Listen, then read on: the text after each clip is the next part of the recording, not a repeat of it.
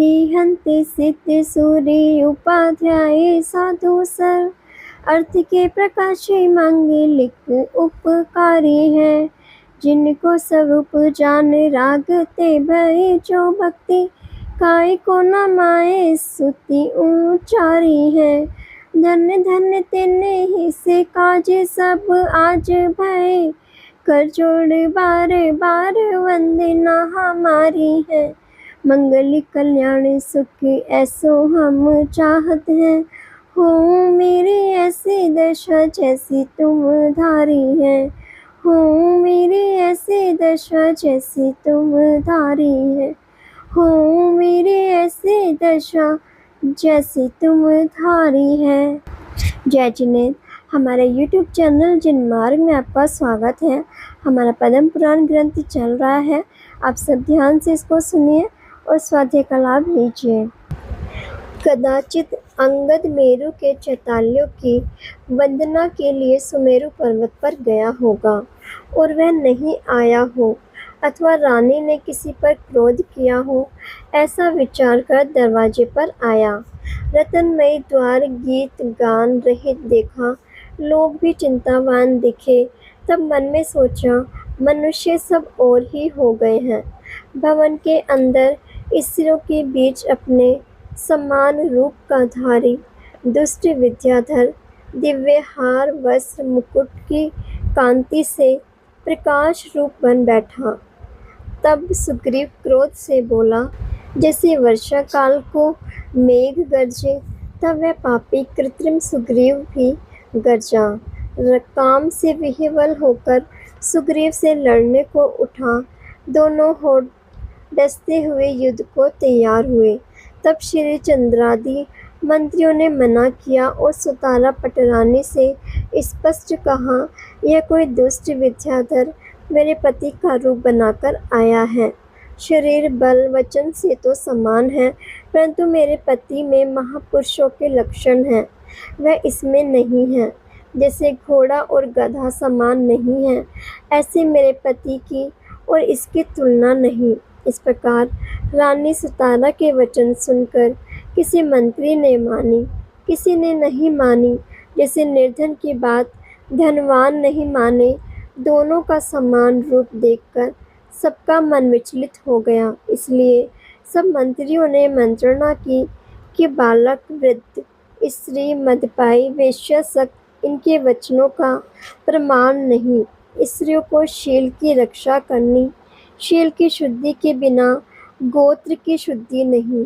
स्त्रियों का शील ही धर्म है, इसलिए राजलोक में दोनों ही अंदर नहीं आ सकते, बाहर ही रहे।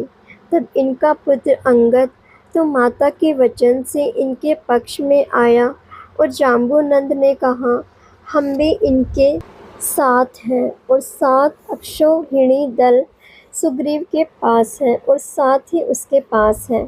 नगर के दक्षिण की ओर उसको रखा और उत्तर की ओर इनको रखा। और बालिक का पुत्र चंद्ररथ में उसने यह प्रतिज्ञा की कि जो सुतारा के महल में आएगा उसे ही खड्ग से मारूंगा। तब सच्चा सुग्रीव रानी के वियोग से दुखी होकर शोक को दूर करने के लिए खरदूषण के पास गया। खरदूषण तो लक्ष्मण से खड्ग से मर गया।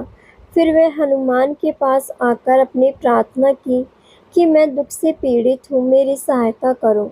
मेरे जैसा रूप बनाकर कोई मेरे घर में आकर बैठा है, जाकर उसे मारो। तब सुग्रीव के वचन सुन हनुमान बड़वा नल समान क्रोध से प्रज्वलित होकर अपने मंत्रियों सहित अप्रतिघात नाम के विमान में बैठकर किहिकंदापुर आए। हनुमान को आए सुन मायामयी सुग्रीव हाथी पर बैठ युद्ध करने आया। तब हनुमान दोनों का समान रूप देख आश्चर्य को प्राप्त हुए। मन में सोचा कि ये दोनों समान रूप वाले सुग्रीव ही हैं, इसमें से मैं किसको मारूं, यह मालूम नहीं हो रहा है। बिना जाने सुग्रीव को ही मारूं तो बड़ा अनर्थ होगा। कुछ क्षण अपने मंत्रियों से विचार कर उदास हो हनुमान अपने नगर चले गए। हनुमान को जाने से सुग्रीव महादुखी हुए। सोचने लगे कि हजारों विद्या और माया से मंडित महाबली वायुपुत्र वह भी संदेह को प्राप्त हुए हैं। यह बड़ा कष्ट है, अब कौन सहायता करेगा? ऐसा विचार कर संकटों को दूर करने के लिए स्त्री के वियोग से आपकी शरण में आया है। आप शरणागत प्रतिपालक हैं। ये सुग्रीव गुणवान रूपवान है। हे रघुनाथ, प्रसन्न हो। सुग्रीव को अपना समझो। आप जैसों का शरीर पर दुखों का नाशक है।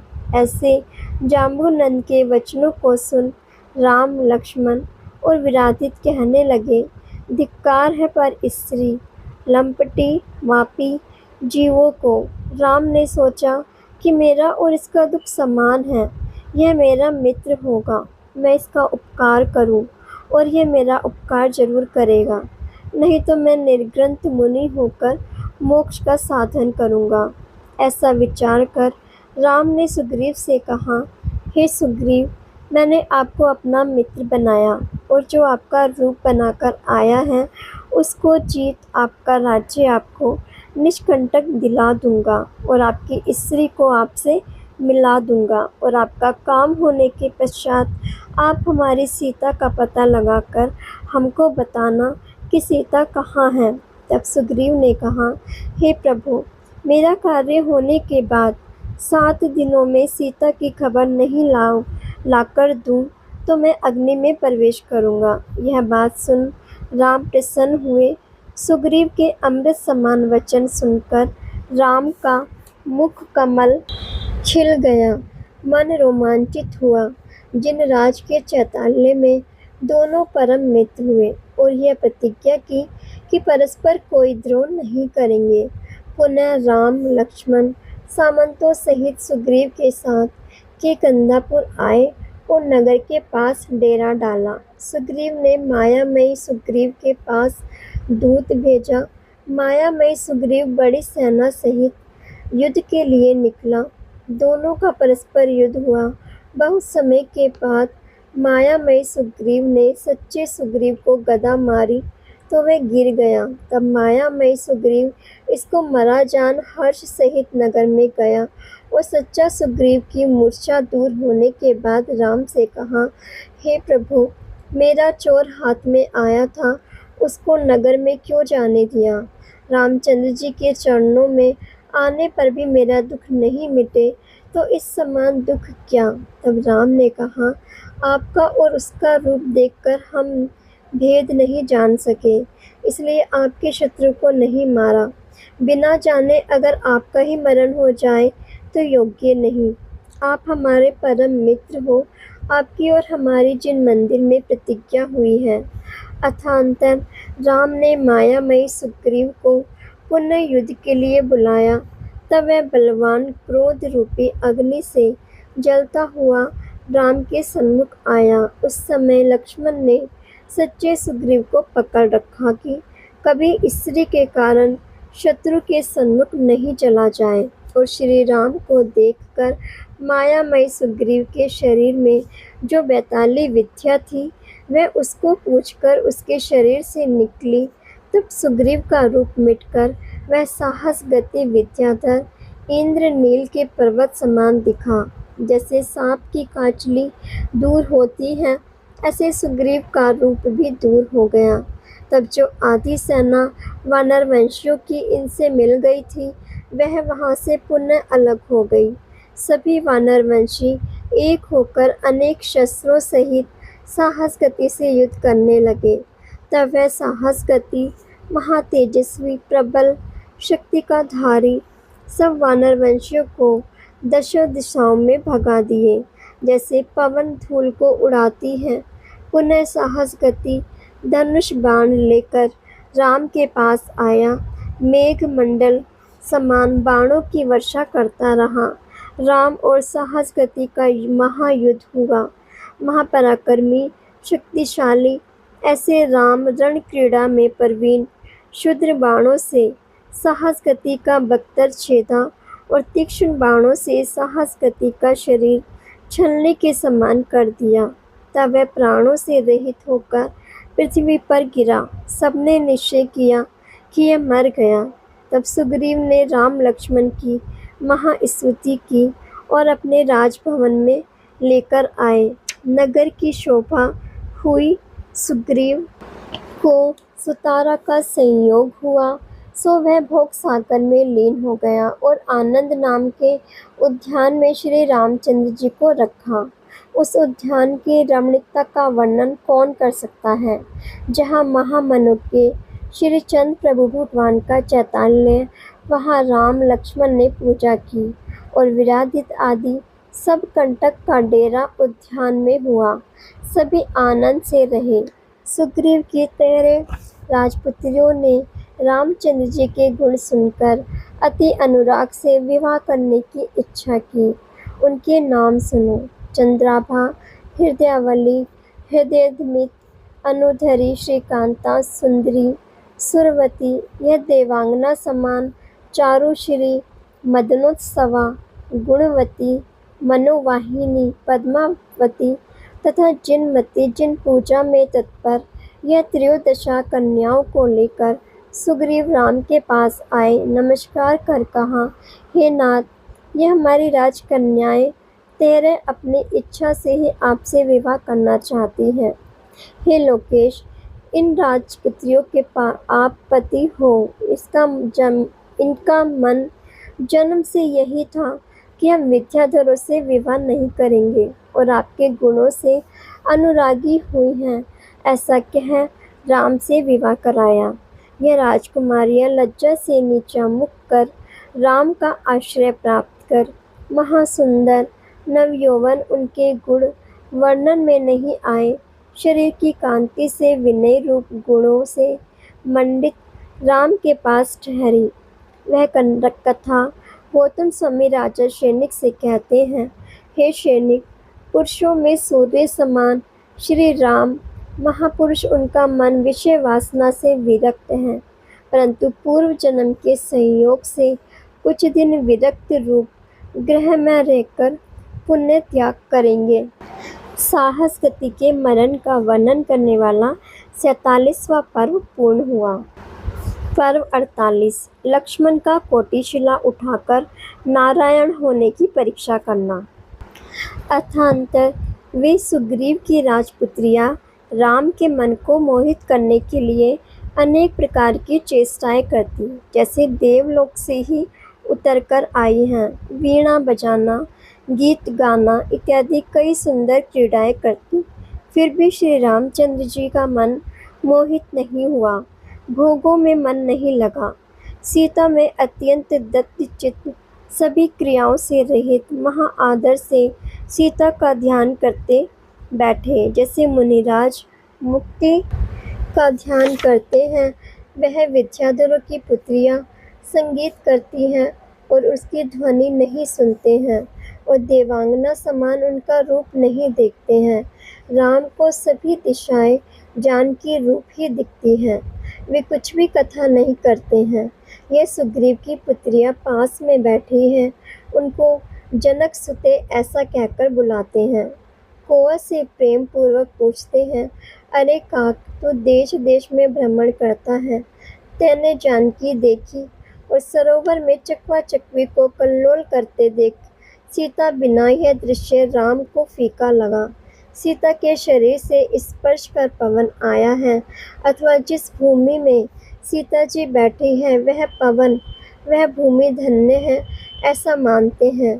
सीता बिना चंद्रमा की चांदनी भी अग्नि समान जानते और सोचते कि कदाचित मेरे वियोग रूपी अग्नि से सीता भस्म हुई होगी। मंद मंद पवन से लताओं को हिलती देख जानते हैं कि यह जानकी ही है, और बेल पत्ते हिलते देख जानते हैं कि जानकी के वस्त्र फहरा रहे हैं। भ्रमरों से युक्त फूल देख जानते हैं कि जानकी के लोचन ही हैं। कोपले देख मानते हैं कि जानकी के हाथ ही हैं। श्वेत श्याम आरक इन कमलों को देख जानते हैं कि सीता के नेत्र तीन रंग के धारे हैं। पुष्पों के गुच्छे देख जानते हैं कि जानकी के रतन ही हैं। लाल कमलों को देख जानते हैं कि जानकी के चरण ही हैं, संपूर्ण शोभा जानकी रूप ही देखते हैं। और सुग्रीव सुतारा के महल में ही रहा, राम के पास बहुत दिन तक नहीं आया। तब राम ने विचार कर किया कि उसने भी सीता नहीं देखी होगी, मेरे वियोग से वह शीलवती मर गई होगी, इसलिए सुग्रीव मेरे पास नहीं आया, अथवा अपना राज्य प्राप्त कर निश्चिंत हुआ, हमारा दुख भूल गया। यह चिंतन कर राम की आंखों से आंसू गिरे। तब लक्ष्मण राम को चिंतावान देख क्रोध से लाल नेत्र कर नंगी तलवार हाथ में लेकर सुग्रीव के पास चले। नगर में सभी भयभीत हुए। संपूर्ण राज्य के अधिकारियों को छोड़कर सीधे ही सुग्रीव के महल में पहुंचकर सुग्रीव से कहा, हे पापी, अपने परमेश्वर राम तो स्त्री के वियोग से दुखी है और तू दुर्दु भी स्त्री सहित सुख से राज्य करता है। रे विद्याधर वायस, विषय लोलुपी दुष्ट, जहाँ रघुनाथ ने तेरा शत्रु भेजा है वहाँ मैं तुझे भेजूंगा। इस प्रकार से अनेक क्रोध के वचन लक्ष्मण से कहे। तब सुग्रीव ने हाथ जोड़ नमस्कार कर लक्ष्मण का क्रोध शांत किया। सुग्रीव ने कहा, हे देव, मेरी भूल को आप क्षमा करो, मैं पापी भूल गया। और सुग्रीव की सभी रानियां भय से लक्ष्मण को अर्घ्य देख आरती करती रही और हाथ जोड़ नमस्कार कर पति की भिक्षा मांगी। तब आप उत्तम पुरुष सुग्रीव को दीन जान कृपा की। महापुरुष प्रमाण मात्र से ही प्रसन्न होते हैं और दुर्जन महादान देने पर भी प्रसन्न नहीं होते हैं। लक्ष्मण ने सुग्रीव को प्रतिज्ञा का स्मरण कराया, जैसे यक्षदत्त को माता का स्मरण मुनिराज ने कराया था। यह बात सुन राजा सैनिक ने पूछा, हे नाथ, यक्षदत्त का वर्णन मैं अच्छी तरह जानना चाहता हूँ। तब गौतम स्वामी ने कहा, हे सैनिक, एक क्रोचपुर नगर, वहाँ का राजा यक्ष, रानी राजीलता, उसका पुत्र यक्षदत्त। वह एक दिन एक स्त्री को नगर के बाहर कुटिया में बैठी देख मोहित हुआ और उसके पास चला। तब रात्रि में अयन नाम के मुनिराज ने इसको मना किया। तब यक्षदत्त खड़ग हाथ में लेकर मुनिराज से पूछा, हे भगवान, क्यों मुझे मना किया? तब मुनिराज ने कहा, जिसको देख तू काम के वश हुआ है वह स्त्री तेरी माता है।